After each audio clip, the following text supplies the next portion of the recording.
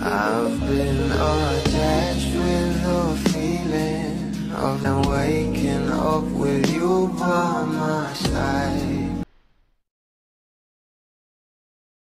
Alam naman natin na itong ang ating Donnie at Belle ay palagi ngang trending sa social media na kung saan ay meron pang ang pasabog sa kanilang Can't Buy Me Love ngayong Monday at Tuesday. Pero ito na nga guys, ang pag-uusapan natin ngayon, ang post nga ni Miss Christine Babaw patungkol sa ating Donnie at Belle Mariano na kung saan ay spotted nga silang magkakasama dito.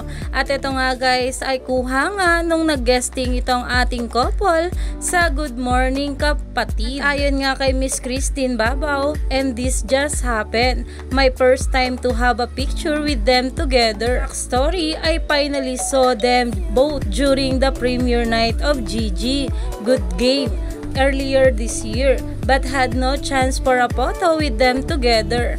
I interviewed Belle, solo interview, during the pandemic via Zoom only. Then Donnie with Mami Maricel in January for Good Game. Sa wakas, sa araw na ito, pinagtagpo din kami. #DonBelle, I love you. Max Payne and Dave, where I first fell cray-cray over you guys. To love is colorblind. To an inconvenient love and Can't Buy Me Love. What's next after Bingling? Basta here kami for you guys. My DonBelle heart is jumping with joy. With matching bagsak ng cellphones today. The DonBelle effect.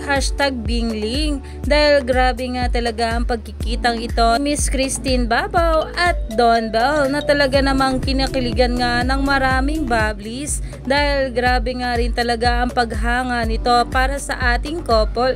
Kaya naman stay tuned lang tayo for more updates sa ating couple.